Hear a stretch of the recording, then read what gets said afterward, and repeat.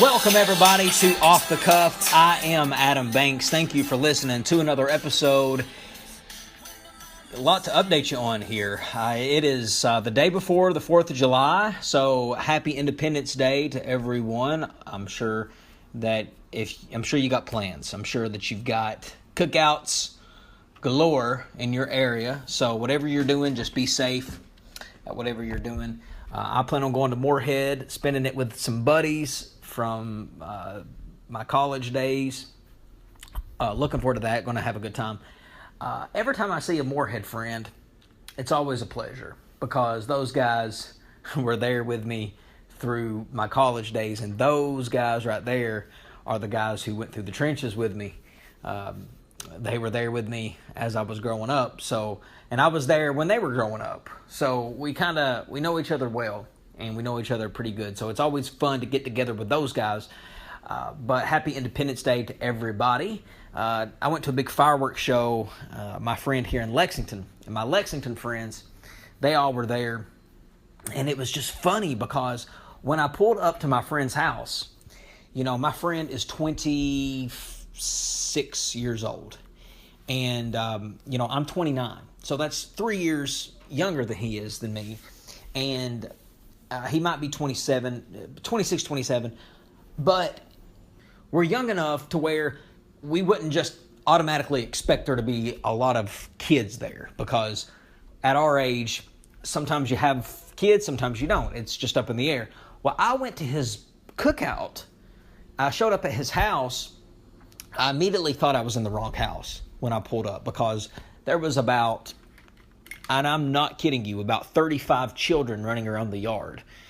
And I was like, there's no way that this is Jordan's. Do I have the right street address? I mean, I really looked on my GPS to make sure I was at his house, and I've been to his house before. But no, it was his house. The only thing is he works with people who are around our age, but they all had children. And I'm talking people who are not just 10, 15 years older than me. These are people my age and maybe 5 years younger than me, had grown kids, 9, 10-year-old, 11-year-old kids running around the yard. And it made me, put things into perspective.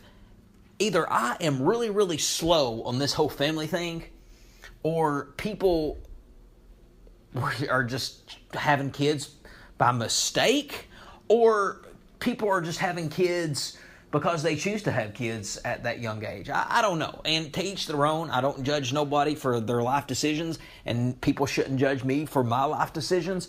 But I just can't imagine at 29 having a 9-year-old. I can't imagine at 29 having a 5-year-old. Now, having a newborn, that would be tough. I could probably handle that. At my age, at my career, where I'm at, I could probably handle a newborn.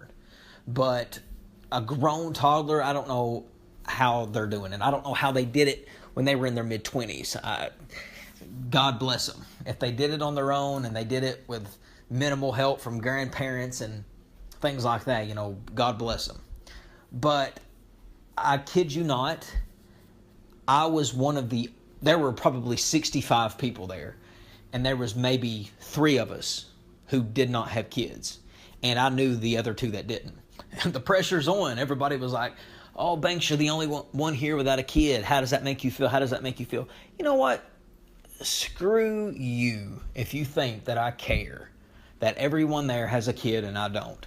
I could give a rat's ass, because it does not make a bit of difference to me if I have a kid yet or if I don't.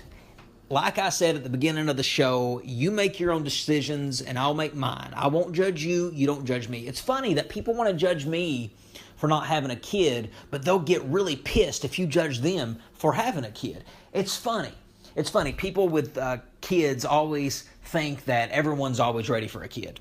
Have you ever noticed that? You'll meet a person with a kid. You'll meet a young guy, young girl with a kid, and you ask them advice about having a kid, and they're always up for it. They're always telling you to go ahead and do it. Oh, it's the best decision you'll ever make. Oh, it's the best thing that ever happened to you.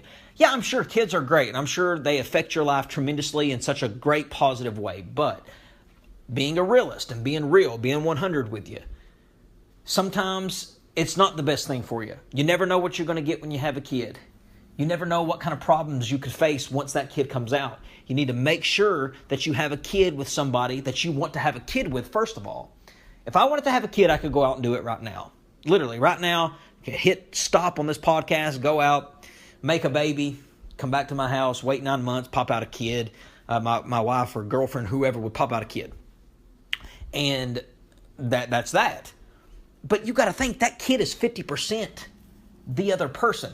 It's not just you, it's also the other person. They have that person's genes, that family's genes, and nothing is as powerful as genetics. So you just can't go out and have a kid.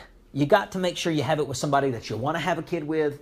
It can't just be somebody that, you just can't want to have a kid and just go have one, because you're making a human being, you're making a life. So you need to make sure that you make it with someone who you feel like would be a good mother to that baby. Or if you're a girl, vice versa. Have a kid with someone who you feel like would be a good father to that baby. Because it's this kid's life. You got to think about your kid. You got to think about your kid's parents. But I kind of got off on a tangent there. It's funny to me that people want to judge me for not having a kid because they have one. And like I said, and I'll say it again, I could give a rat's ass if I have a kid right now or not. It is not your decision to make. It is mine. And to be honest with you, I'm happy. And at the end of the day, all that matters is that you're happy. Okay? Your happiness is your everyday. How you live your life every single day is where true happiness comes in at. Now, there are moments in your life that will make you really happy. Maybe a good day with family. Maybe a big event like a baseball game, basketball game, a concert. There's stuff out there that will make you happy. But true happiness is the everyday that you live, every single day. Enjoying the passage of time is the key to happiness. If you are enjoying your passage of time, then you are happy. So right now, I feel like that with a family, I don't know if I would enjoy that time all that much. Now, don't call me selfish for saying that, because I'm just being honest with you. And at least I'm man enough to admit that. Eventually, I think I will be to a point where I will want to spend it with someone and have a family. I promise you. I'm sure that will come. It might not, but I'm sure it will. So I don't know why I got off on that, but I just wanted to. And it just happened. But anyway, happy 4th of July, everyone. It's the summertime. Not really much goes on in the summer besides baseball, the Reds. I'm a huge Cincinnati Reds fan. They suck. It's always difficult to watch the Reds and to be a fan of the Reds. I would love to see them do something, but we'll see. All the good TV shows have ended. So usually they try to play something in the summertime like a new series to get you hooked on it. Or they'll start playing it in their fall lineup. But nothing like that's come out this summer. I have to brag about my favorite TV show that's on TV right now. This might be one of my favorite shows of all time. Better Call Saul. I have to brag on it. The season finale just happened. I just watched the last episode of season 3. And boy, oh boy, did the hammer fall. That show is unbelievable. By far the best season yet, season 3. If you haven't watched Better Call Saul, it is... I feel sorry for you because you're missing out on entertainment. It could bring joy to your life. It's amazing. Watch it. It's a spinoff from Breaking Bad. It's a prequel to the Breaking Bad story. It follows the life of Saul Goodman, who was one point in time Jimmy McGill, and he is a struggling lawyer trying to make it in the business. It's an amazing show. And there's also another tangent that I've been want to kind of get off on, and it deals with the N-word. And I have a lot of black friends. I wouldn't say a lot of black friends. I have a couple black friends. Great, wonderful people. And they like to use the N-word. However, they do not like it when people from outside of that race says it, especially white people. Now, I'm speaking for my friends. Now, I would probably say it's a safe bet to say that the majority of African American people don't like you to say the N-word if you are not African American yourself. I think it is a word that should be banned from society altogether. I know that a lot of people in the black community like to take that word and flip-flop it into a word that is empowering to them and to change the meaning of what it used to be. It used to be a disgusting, filthy, racist meaning. And black people are wanting to keep the word around, but change it to being a word that is used only by black people. I don't think that word should be around for numerous reasons. Number one, I think it brings confusion. I think that kids that hear this word in song lyrics, that hear this word from their favorite rappers, they can get confused. They might think that they can sing this word because their favorite rapper sings this word, or they think that they can say this word because some of their friends say it. And then you have that confusion where some people in the black community are okay with white people saying the word, and then you have people who aren't okay with it. So there's that. And then it can also still bring up, number two, it can still bring up a lot of hatred and violence, because again, you might have someone who feels like that they are comfortable enough to say it around some friends, so they are confused to the point to where they think they can say it around other people in a friendly context. And they might not understand that some black people have a zero tolerance from anyone saying that word outside of the black community. So that could result in rage and result in some type of violent behavior. It's just something that should not be still around. And reason number three, the word brings up too much bad memories of people who have died back in that era where slaves were brutally murdered and lynched. And it's disrespectful to keep that word around. Some people who died, that was the last word they heard before they were lynched or hung or killed.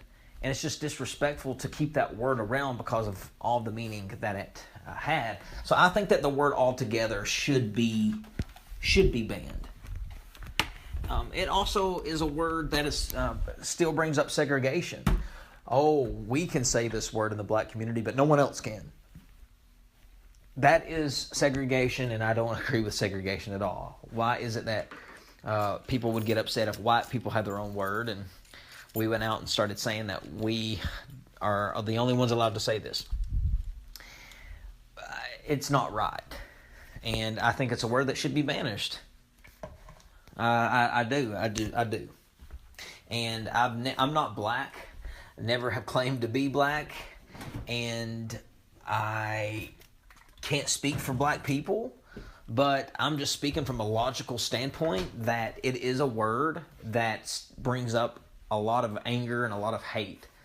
And it's obvious that it still does, because if it didn't, why would you get mad if someone said the word outside of the black community and they said it in a hateful context? They say the word because the word is forever alive. The word has not died down. I bet you if the N-word was not around anymore, if it wasn't sung in lyrics, if it wasn't on TV, if the word was just not said and it was forgot about, it wouldn't be taught in the new generations. It wouldn't be a word that is still around. It would just be an old, dead word. But the N-word is kept alive by the black community. And I just think it's just ridiculous that it's kept alive. I mean, the meaning now to the black community, it might mean empowering, it might mean empowerment, but I just think that it just brings up too much confusion and controversy, and I think it should be a word that should be banned altogether. Ladies and gentlemen, I want to thank you for listening to the show. It's always a pleasure to do the show and have you listen. thank you for listening to all the random tangents that I went on today. That's part of what this show is. It's me doing random tangents. And this was just an episode where I went off on a couple. But ladies and gentlemen, I'm Adam Banks. Thank you for listening to the show. We'll see you in the next episode. Grips on your legs, front way, back way.